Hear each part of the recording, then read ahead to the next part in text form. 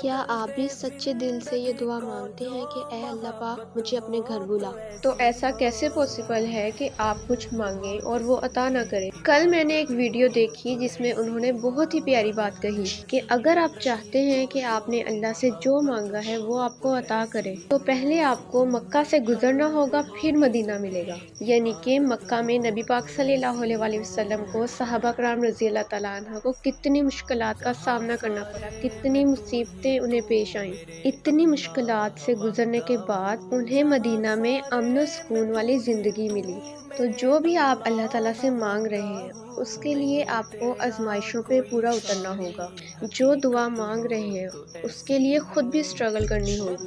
تو ایسا کیسے ہو سکتا ہے کہ وہ اللہ پاک آپ کو عطا نہ کرے؟ اس کے علاوہ حج یا عمرے کی دعا، تو اگر آپ اپنی ارننگ سے کچھ کلیکشن ڈیلی کریں تو اگلے 3-4 سالوں میں